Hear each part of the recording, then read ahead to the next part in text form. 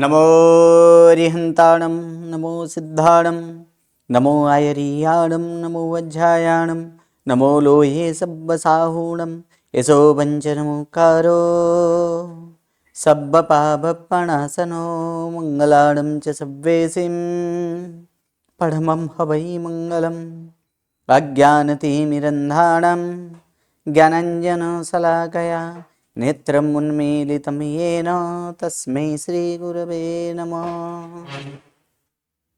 परम पूज्य पूज्यपाद कलिकाल सर्वज्ञ हेमचंद्र सुरेश्वर जी महाराजा के द्वारा विरचित सिद्ध हेम शब्दानुशासन नामक व्याकरण ग्रंथ और इसी व्याकरण ग्रंथ से उद्धरित पंडित वर्य शिवलाल जी द्वारा रचित हेम संस्कृत प्रवेशिका प्रथमा, मध्यमा और उत्तमा, ऐसे 3 विभागों से विभाजित हेम संस्कृत प्रवेशिका और इसी हेम संस्कृत प्रवेशिका प्रथमा के चतुर्थ प्रकरण अर्थात समास प्रकरण और समास प्रकरण के वाक्यानुवाद हम लोग कर रहे हैं। अब संस्कृत वाक्यानुवाद यहाँ पर करेंगे कि संस्कृत से हिंदी में अनुवाद करेंगे, जिसमें प्रथम वाक्य यहाँ पर देखा जाए तो प्रथम वाक्य यहाँ पर है विनये शिष्य परीक्षा। विनये शिष्य परीक्षा क्रियापद है, यहां पर कोई क्रियापद है प्रथम वाक्य में नहीं है, तो यहां पर हमें क्रियापद एक लेनी है। क्रियापद अगर लेना है तो क्रियापद क्या यहां पर क्या लेंगे कि भवति, एक यहां पर हम लोग क्रियापद ले लेंगे कि भवति अर्थात होता है या तो होती है। अब ये समास है शिष्य परीक्षा, विग्रह करेंगे तो क्या होगा, बोलिए इसका विग्रह कौन सी, ये कौन सा समास है, षष्ठी तत्पुरुष। षष्ठी कोई षष्ठी समास है ही नहीं, है कहीं षष्ठी समास, षष्ठी तत्पुरुष, तत्पुरुष समास है। और तत्पुरुष समास में हम लोग एक ही सीखे अभी तक, तत्पुरुष में क्या सीखे, षष्ठी तत्पुरुष संबंध वाले। शिष्य की परीक्षा, शिष्य की परीक्षा, शिष्य परीक्षा यानी शिष्य परीक्षा इति शिष्य परीक्षा। और षष्ठी तत्पुरुष एकदम सरल है, क्योंकि पूर्व पद को हमेशा कौन सी विभक्ति लगती है, वहां पर षष्ठी विभक्ति। तो षष्ठी विभक्ति तो शिष्य परीक्षा इति क्या होगा, शिष्य परीक्षा यानी विनये अर्थात विनय में शिष्य की परीक्षा।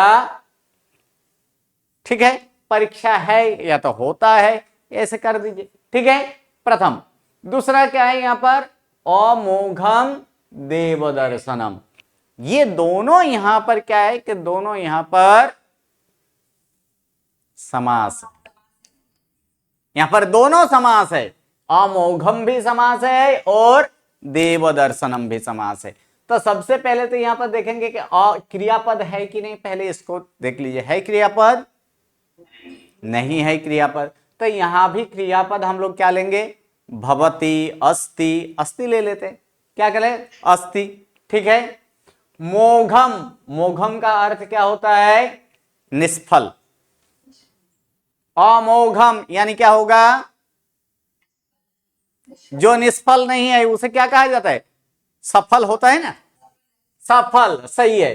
तो इसमें अमोघम जो है, अमोघम का यहां पर क्या करेंगे तो नई तत्पुरुष अर्थात क्या होगा, न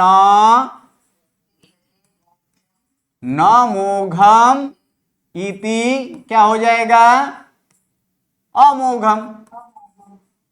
ये अमोघम, न मोघम इति अमोघम, ये हो एक हुआ। दूसरा क्या है यहां पर, देव दर्शनम। कस्य दर्शनम, देवस्य दर्शनम। तो ये कौन सा समास, षष्ठी तत्पुरुष अर्थात क्या हुआ, देवस्य दर्शनम इति देव दर्शनम। क्या हो जाएगा वहां पर, इति देव दर्शनम। हाँ जी, हाँ जी, नई तत्पुरुष,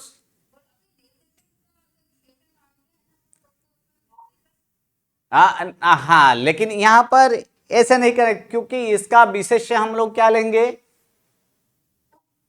देव दर्शन, निष्फल देव दर्शन, इस ऐसा नहीं यहां पर बैठता है, इसलिए देव दर्शनम अमोघम, यहां पर नई तत्पुरुष ही है ये। ठीक है, हाँ नहीं, यहाँ पर नहीं, यहाँ पर नई बहुब्री नहीं करना है, नई तत्पुरुष ही करना है। तो फिर क्या करेंगे यहाँ पर, न मोघम इति अमोघम, यानी मोघ यानी निष्फल, यानी जहां न का अर्थ क्या है, अनिष्फल। अनिष्फल का मतलब क्या होता है, जहां निष्फल ना हो, अर्थात क्या होगा, सफल। क्या सफल है, अस्ति। तो देवस्य दर्शनम, देव दर्शनम का यहां पर क्या किया, देवस्य दर्शनम, यानी देव का दर्शन क्या है, सफल है। Okay, clear. ओके, चलिए उसके बाद कौन सा है वाक्य, हाँ, परोपकार पुण्याय पापाय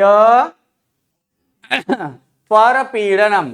यहां पर देखिए, परोपकार एक समास है और दूसरा समास क्या है, परपीड़नम। ठीक है, तो दोनों समास यहां पर करेंगे। सबसे पहले यहां पर देख लेते हैं कि क्रियापद है कि नहीं है, यहां पर क्रियापद नहीं है। तो फिर यहां पर एक क्रियापद, यहां भी हम लोग फिर से एक बार क्या लेंगे कि भवति, अर्थात होता है। ठीक है, कि पुण्याय परोपकार भवति, अथवा तो पहले क्या, यानी परोपकार पुण्याय भवति, ऐसे भी लिखा जा सकता है। परोपकार किसके लिए, पुण्य के लिए होता है, और परपीड़नम कस्मै भवति, पापाय भवति, और परपीड़न क्या होता है, पाप के लिए होता है। अब दो यहां पर समास देखें, एक परोपकार और दूसरा क्या है, परपीड़नम। तो इन दोनों समास का यहां पर हम लोग विग्रह करेंगे। तब विग्रह करेंगे जब, सबसे पहले परोपकार को देख लेते हैं। ठीक है, तो परोपकार को करेंगे तो परोपकार के लिए क्या होगा यहां पर,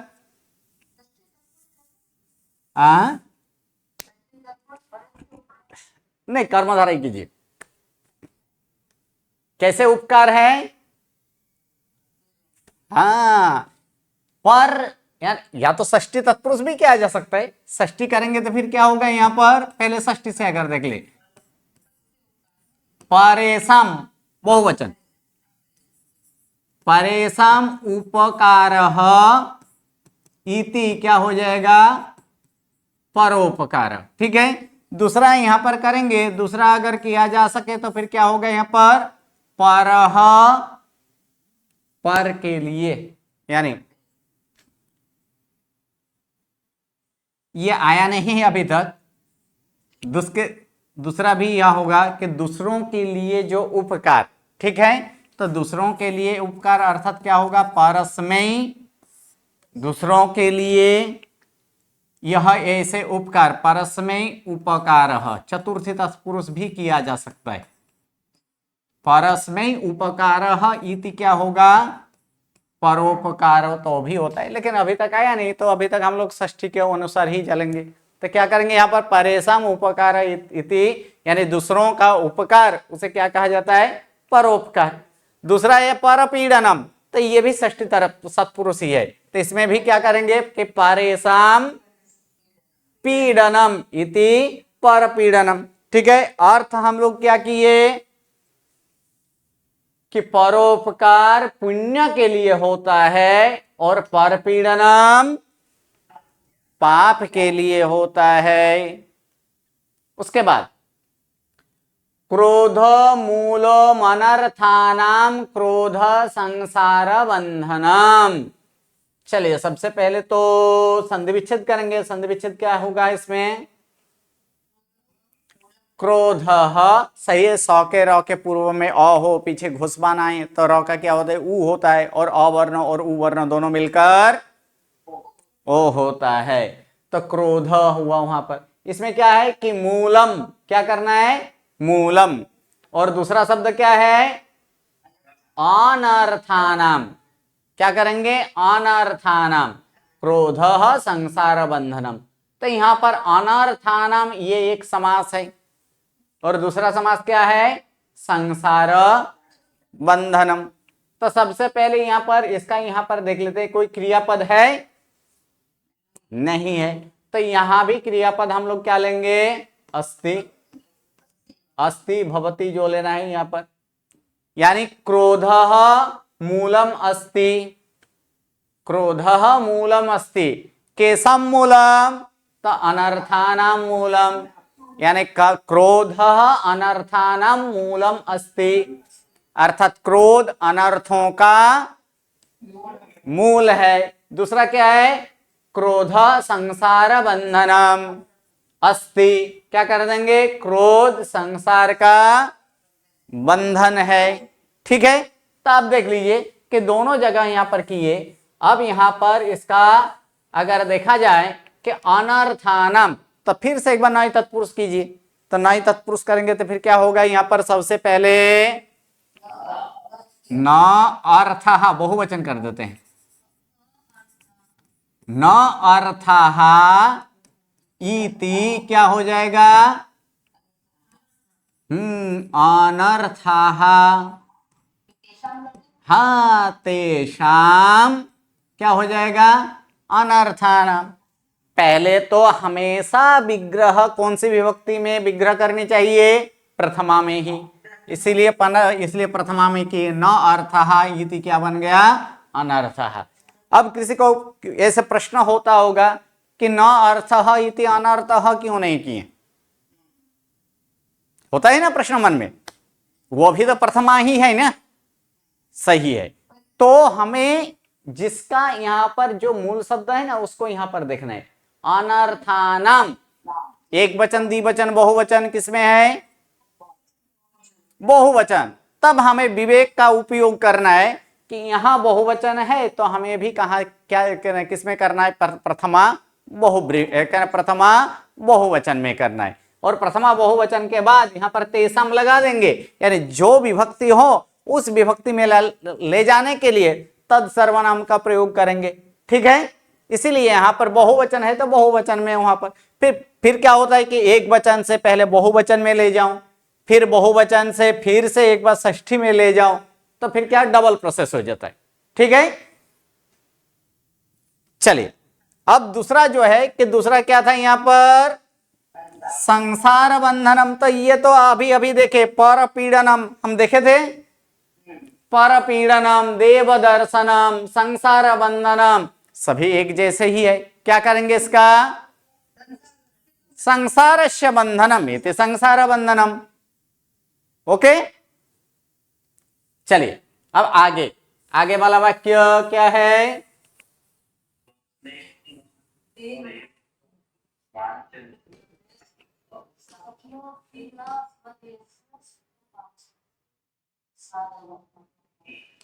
सपनेपि न स्वदेहस्य सुखम वाञ्छन्ति साधवः। सपनेपि न स्वदेहस्य सुखम वाञ्छन्ति साधवः, इसमें क्रियापद है, इसमें एक संधि है, क्या है, सपने अपि। सपने अपि ये एक संधि है, यहां पर क्या है संधि इसमें, सपने अपि में पद के अंत में ए या ओ हो और उसके बाद अगर अ आता हो तो अ का लोप हुआ है, ये दर्शाने के लिए अवग्रह चिन्ह लगाया जाता है। तो यहां भी अवग्रह चिन्ह लगाया गया है, तो लगाया गया है। ठीक है, तो सपने अपि क्या करना है, सपने अपि न स्वदेहस्य सुखम वाञ्छन्ति साधवः। क्रियापद यहां पर क्या है, वांछन्ति, यानी इच्छते हैं। ठीक है, इच्छा करते हैं, किसकी इच्छा करते हैं तो वो आगे देखेंगे। लेकिन जब भी नेगेटिव वाक्य बीच में आ जाए ना न, तो उस न को कहां जोड़ना है, तो क्रियापद के पूर्व में। तो क्रियापद क्या है यहां पर, वांछन्ति। तो न अव्यय का प्रयोग हम लोग कहां करेंगे, कहां लगाएंगे कि न वांछन्ति। ये जो नौ है इस नौ को कहां ला देंगे, ये क्रियापद से पूर्व में, अर्थात क्या होंगे कि न वांछन्ति। अब क्या हो जाएगा, वाक्य नेगेटिव में होगा, होगा कि नहीं, अर्थात क्या हो जाए, वांछन्ति यानी इच्छा करते हैं, और न वांछन्ति यानी इच्छा नहीं करते। किसकी इच्छा नहीं करते हैं? तो क्रिया का फल जिसमें हो उसे द्वितीय, अर्थात सुख की, यानी सुख का यानी सुख इच्छते नहीं है, या तो सुख की इच्छा नहीं करते हैं। कौन? साधवः, यानी साधु, यानी साधु पुरुष, सज्जन, साधुओं। साधुएं क्या है कि सुख की इच्छा नहीं करते हैं। किसके सुख? सुख का संबंध किसके साथ है? स्वदेहस्य, यानी स्वदेह, यानी अपने देह की सुख का इच्छा नहीं करते हैं। कब नहीं करते हैं? तो सपने अपि, यानी स्वप्न में भी। तो संपूर्ण वाक्य क्या करेंगे? साधवः अर्थात साधुएं, साधु लिख देंगे तो भी होगा कि साधु स्वप्न में भी अपने शरीर का सुख की इच्छा नहीं करते हैं, या तो सुख नहीं इच्छते हैं। ठीक है, हाँ, नहीं चाहते हैं, इच्छा करना लीजिए, चाहने के लिए दूसरा धातु है, स्पृह धातु वहां पर करेंगे। हाँ जी,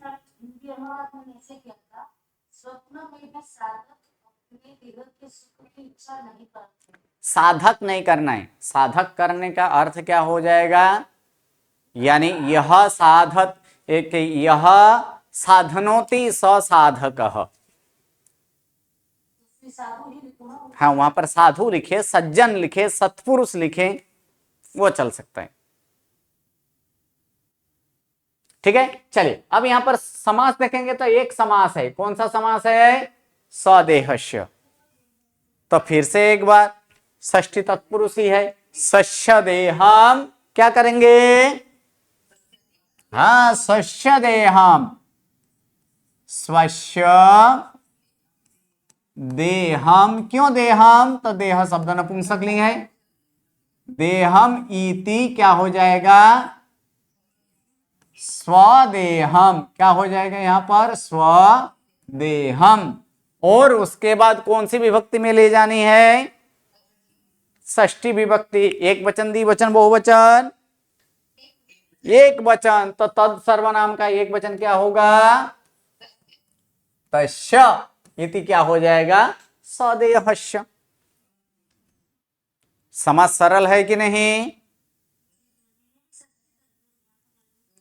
ओके, अब यहां पर सरल, यहां पर लग रहा है कि नहीं समास? चलिए, बस ऐसे ही लगना चाहिए।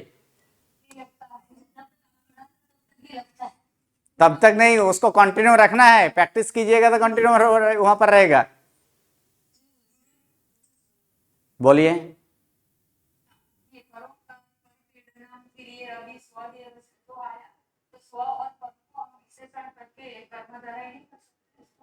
किसका कर्मधारय? इसको कर्मधारय कीजिएगा तो फिर क्या यहाँ पर क्या होगा? चलिए हम लोग कर देते हैं।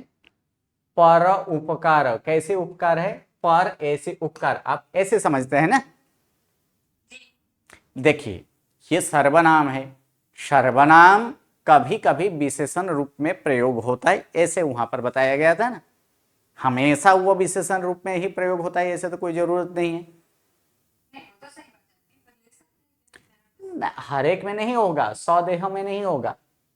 वहां पर क्या करेंगे? कैसे देह? अपनी ऐसी ये स्व का अर्थ ही अपना होता है, तो इसीलिए स्व का अर्थ यहाँ पर सस्य देह ही करना है वहां पर। ओके, परोपकार उसमें किया जा सकता है, लेकिन उसको भी यहाँ पर षष्ठी तत्पुरुष में ही अभी रखिए, क्योंकि परोपकार का अर्थ क्या होता है? विग्रह का अर्थ क्या होता है? अर्थ अनुसार वाक्य की रचना। ठीक है, तो परोपकार का अर्थ क्या होता है? दूसरों का, की, कु, कौन सी विभक्ति आता है? तो फिर आ,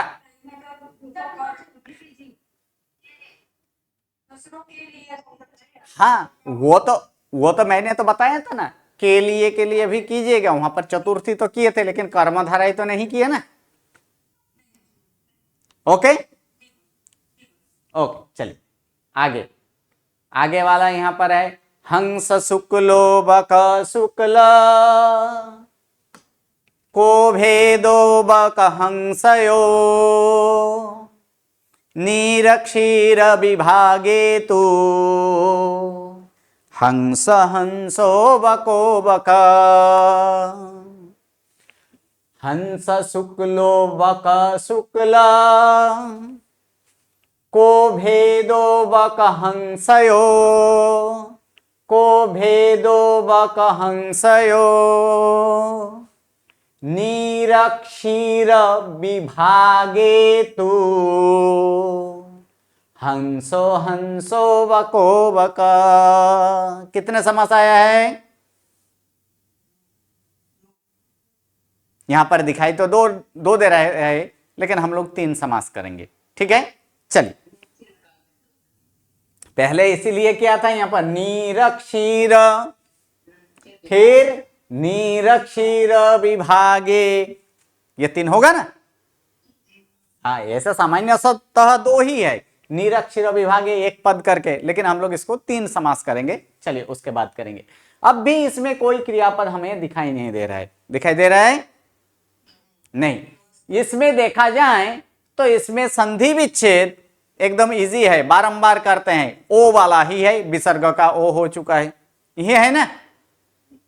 देखिए कहा शुक्लो भेदो को, फिर आगे यहां पर देखेंगे हंसो हंसो बको। इसमें सब में क्या है प्रथमा ही है, सौ का र का उ का विसर्ग उ का ओ हो चुका है, यही है इसमें। तो उसको अभी हम बहुत बार प्रैक्टिस हो चुका है कि नहीं, ये नियम याद रह गया कि नहीं? ठीक है तो चलिए अब यहां पर हम लोग लेंगे अस्ति। क्या लेंगे यहां पर? अस्ति। अस्ति का अर्थ है हंस शुक्ल अस्ति। हंस कीदृशः अस्ति? हंस शुक्ल अस्ति। कः शुक्ल अस्ति? हंस शुक्ल अस्ति। यानी हंस कैसे हैं? सफेद हैं। बकः शुक्ल अस्ति। बगुला कैसे हैं? सफेद है। हंस सफेद है, बगुला सफेद है। बक हंसयो कः भेदः अस्ति? बक हंसयो हो समास। क्या करेंगे? बकः च हंसः च इति। हाँ क्या होगा? इतर इतर दंड, यानी बक हंसो द्विवचन हुआ, बक हंसो। और तयो हो क्या कर देंगे? तयो हो क्या हो जाएगा? बक हंसयो हो। अब यहां पर तयो हो कहां पर आता है? षष्ठी सप्तमी द्विवचन। ठीक है तो यहां पर षष्ठी सप्तमी, यहां पर तो ये सप्तमी द्विवचन का ही हम लोग लेंगे, क्योंकि उन दोनों में अर्थ क्या कर रहे हैं? में कर रहे हैं ना। किसमें? बक हंसयो, बगुला और हंस में। कः भेदः अस्ति, अतः भेदः कः अस्ति, अर्थात भेद का अर्थ क्या होता है? अंतर। अंतर क्या है? बगुला और हंस में अंतर क्या है? क्या होता है? हंस शुक्ल अस्ति, हंस सफेद है। बकः शुक्ल अस्ति, बगुला भी कैसे हैं? सफेद है। तो बक हंसयो भेद कः अस्ति, तो बगुला और हंस में अंतर क्या है? तो उसका अंतर यहां दिया जा रहा है। क्या दे रहे हैं? नीरक्षीरा विभागे तु हंस हंस बकः बकः। यहां भी क्रियापद हम लोग क्या लेंगे? अस्ति। ठीक है तो नीरक क्षीर विभागे, तो सबसे पहले नीरक क्षीर का कर देते, नीरक क्षीर विभागे का। तो सबसे पहले क्या करेंगे, दोनों नपुंसकलिंग है, क्या है, नपुंसकलिंग है, तो इसमें क्या करेंगे कि नीरम च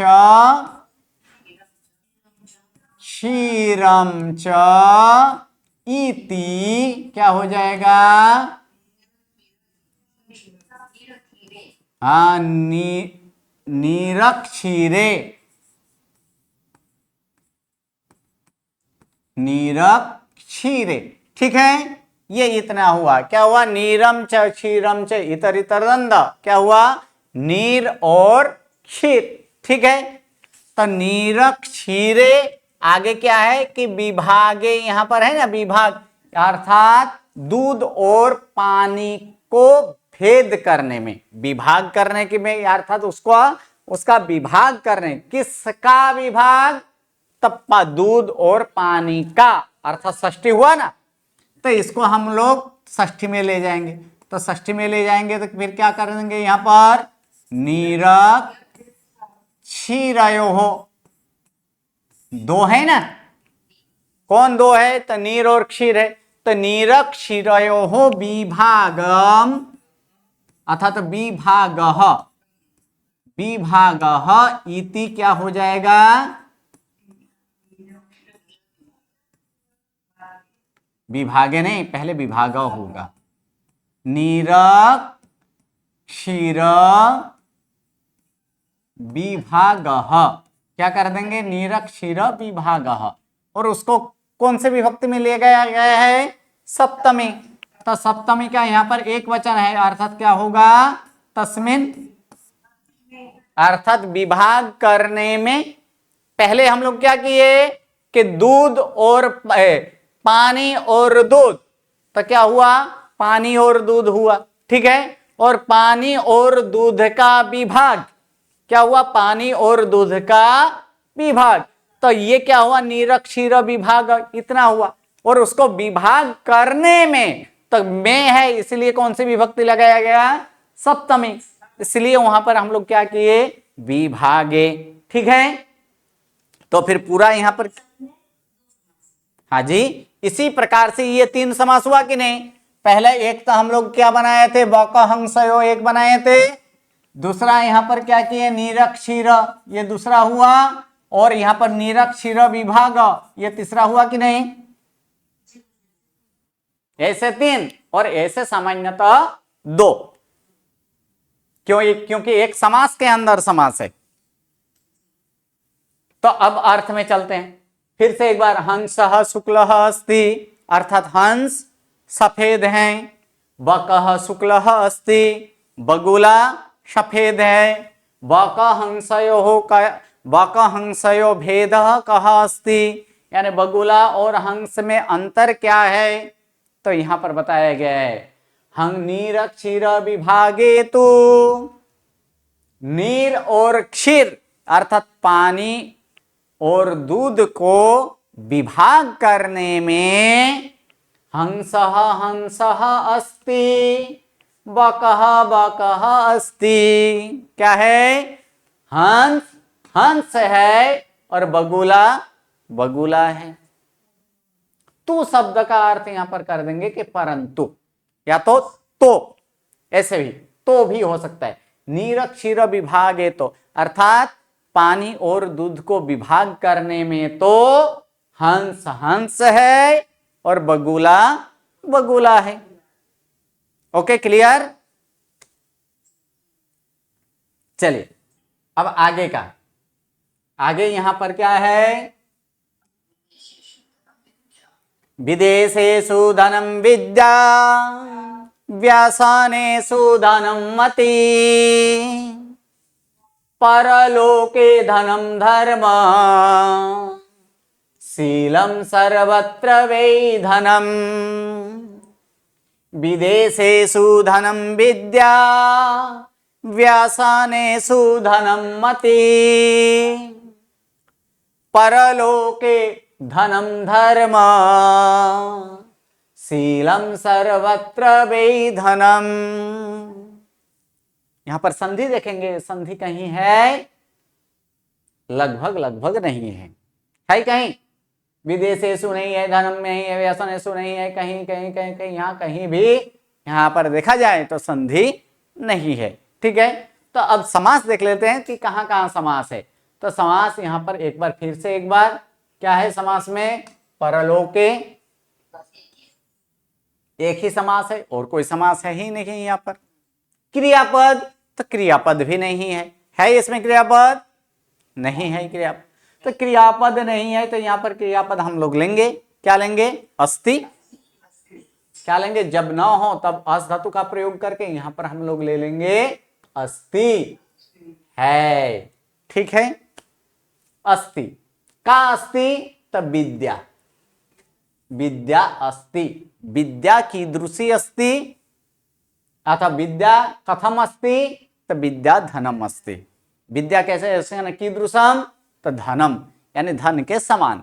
ठीक है, धनम समम ऐसे भी लिखा जा सकता है। ठीक है, विद्या धन के समान है।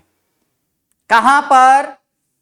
विदेशेषु, यानी विदेश में विद्या धन है। ठीक है, विदेश में विद्या धन है, क्या मतलब?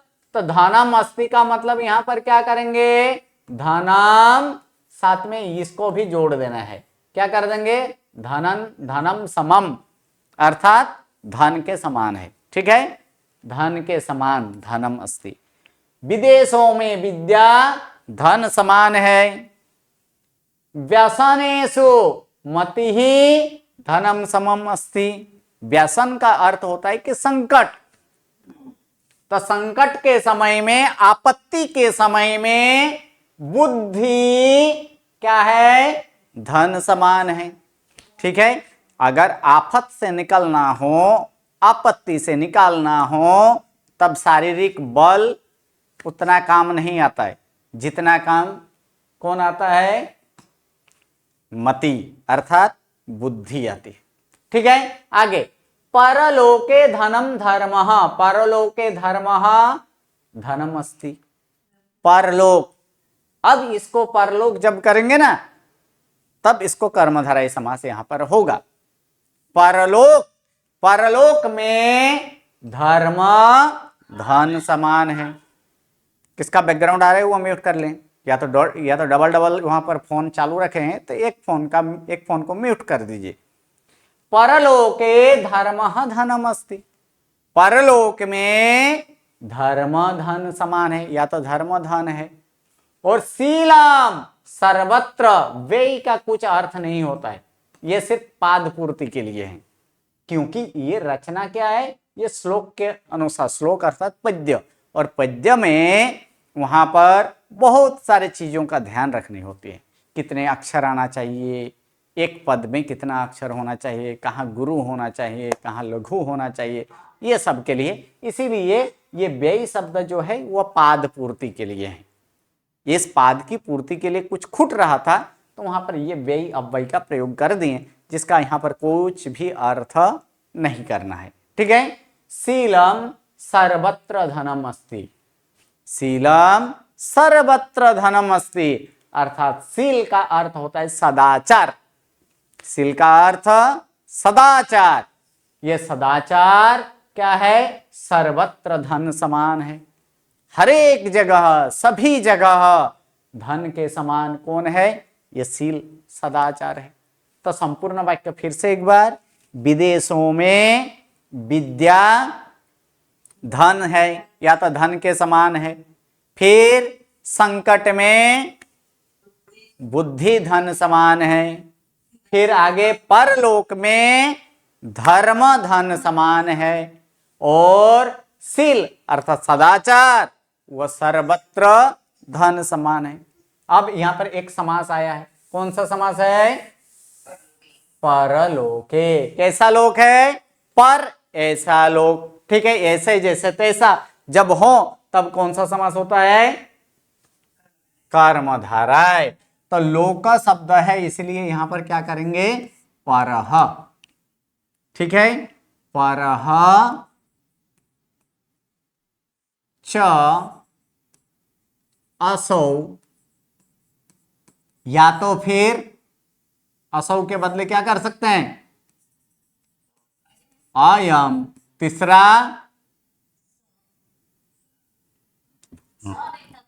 हाँ, यहां पर क्या कर देंगे, स।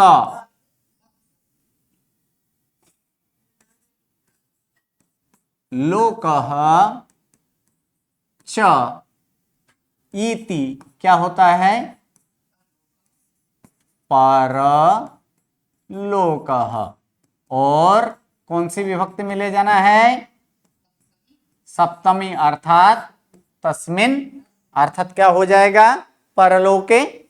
यानी परः च असौ लोकः च, परः च अयम लोकः च, अथवा तो परः च स लोकः च, अथवा तो क्या कर देंगे, सिर्फ विशेष्य विशेषण, अर्थात परः लोकः क्या कर देंगे, परः, हाँ, परः लोकः इति क्या हो जाएगा, इति परलोक। ऐसे भी होता है, पर ऐसे लोक, उसे क्या कहा जाता है, परलोक।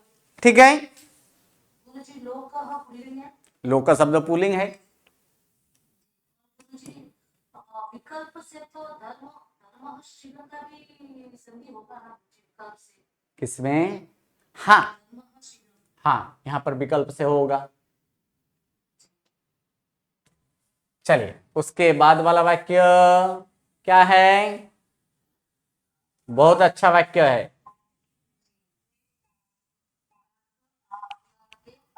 काकवाह्वयते काकान् याचको न तु याचकान्, काकयाचकयोर्मध्ये वरं काको न याचकः। कुछ नहीं, एक ही राग में ये सब चालू है। काक काक आह्वयते काकान् याचक तो याचकान्, काकयाचकयोर्मध्ये वरं काको न याचकः। चलिए, संधि अगर ऐसे अगर बोला जाए छंद के अनुसार तो लगभग क्या यहां पर क्या होता है, कहाँ रुकना है, साथ साथ में कहाँ गुरु है, कहाँ लघु है, इन सब का भी पता चल जाता है। ठीक है, संधि है यहां पर काक आह्वयते, क्या होगा यहां पर संधि, विसर्ग आएगा, क्या होगा, काकः। तो काकः है तो इसमें विसर्ग कहां गया, आगे क्या है, आ है। तो एक नियम हम लोग पढ़ चुके हैं कि सौ के रौ के पूर्व में अवर्ण हो, तो देखिए विसर्ग के पूर्व में अवर्ण है कि नहीं, है ना। और उसके बाद कोई भी स्वर आए तो फिर क्या होता है, रौ का लोप होता है, और लोप होने के बाद संधि नहीं होती है। इस कारण से यहाँ पर लोप हो गया और संधि नहीं होती है। अगर यहाँ पर संधि होने का अगर प्रसंग था, कौन सा, समान स्वर के बाद समान स्वर आए तो स दीर्घ होता है, अ और आ दोनों मिलकर आ होना चाहिए था, लेकिन एक बार लोप होने के बाद संधि नहीं होती, इसलिए यहाँ पर संधि नहीं किया गया है। ठीक है, आगे अगर देखा जाए तो याचक हो, वो वाला तो बहुत देख लिए। यहाँ पर याचकयोर, यहाँ पर क्या है, सौ के रौ के पूर्व में अगर अवर्ण हो तो कुछ फेरफार हो सकता था, लेकिन ये रौ के पहले अवर्ण नहीं है, क्या है, ओ है। इसीलिए कि आधा रौ और उसके बाद कोई व्यंजन आए तो फिर रौ का क्या होता है, रेपकार, इसलिए यहां पर क्या हुआ है, रेपकार हुआ है। ठीक है, याचक है और मध्य काको, फिर से एक बार सौ के रौ के पूर्व में ओ, पीछे घुसमान, रौ का ऊ का ओ और ऊ दोनों मिलकर ओ हो चुका है।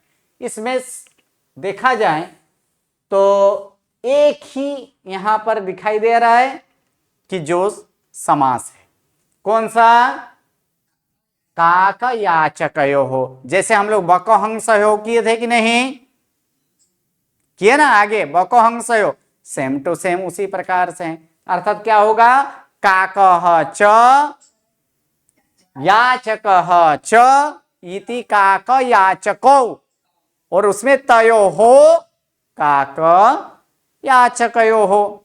ठीक है, करने की कोई जरूरत है? नहीं ना? ओके, चलिए फिर से एक बार, चलिए कोई बात नहीं है, कर देते हैं। काकः च याचकः च इति क्या हो जाएगा? काक याचको, क्या कर देंगे? काक याचको। और षष्ठी में ले जाना है, इसलिए क्या कर देंगे यहाँ पर? ये सप्तमी में ले जाना है, इसलिए क्या कर देंगे? तयोहो इति काक याचकयोहो। ओके, चलिए अब वाक्य को देखते हैं। आह्वयते, क्रियापद क्या है यहाँ पर? आह्वयते। आह्वयना, आ प्लस गुरु वे धातु है, जिसका अर्थ क्या होता है? बुलाना। अर्थात क्या यहां पर क्या करेंगे? काकः आह्वयते, यानी कौवा बुलाता है। किसको? काकान, अर्थात कोये को। बहुत सारे है ना, यानी काकः काकान आह्वयते, यानी कौवा कौवे को बुलाता है। ठीक है। दूसरा में याचकः न तू याचकन, तू को आगे ले लेंगे। तू का अर्थ क्या करेंगे? परंतु, किंतु जो करना है। ठीक है। परंतु याचकः याचनाम करोति इति याचकः, याचनाम करोति, यह याचनाम करोति स याचकः, यानी जो मांगनी करता है, अर्थात मांगने वाला, याचक। ठीक है। याचक, परंतु याचक अर्थात या तो भिखारी, ऐसे भी बोला जा सकता है। ठीक है। परंतु भिखारी भिखारियों को न आह्वयते, अर्थात बुलाता नहीं है। प्रथम में क्या बोला कि कौवा कौवे को बुलाता है, परंतु याचक यानी भिखारी भिखारियों को नहीं बुलाता है। इस कारण से, अतः यहां पर है नहीं, लेकिन हम एक यहां पर ले लेंगे। क्या लेंगे? अतः, अर्थात इस कारण से, अथवा यहां पर ये है काक याचकयोः मध्ये, कौवा और याचक में। ठीक है। कौवा और याचक में, मध्य का अर्थ यहां पर क्या करना है? में, अर्थात कौवा और याचक में वरम काकः अस्ति। क्या करना है? वरम काकः अस्ति, अर्थात काकः वरम अस्ति, यानी कौवा श्रेष्ठ है, न याचकः, याचकः न, यानी भिखारी नहीं। ठीक है। पूरा वाक्य, कौवा कौवे को बुलाता है, परंतु याचक अन्य याचकों को नहीं बुलाता है। इस कारण से कौवा और याचक में से कौवा श्रेष्ठ है, याचक नहीं। ओके, चलिए आज यहां तक रखते हैं। नेक्स्ट क्लास में आगे का वाक्य हम लोग देखेंगे। आगे का वाक्य भी इसी तरह से है। अब अभ्यास करके आइएगा, नेक्स्ट क्लास में हम लोग देखेंगे। नमो नमो, प्रणाम।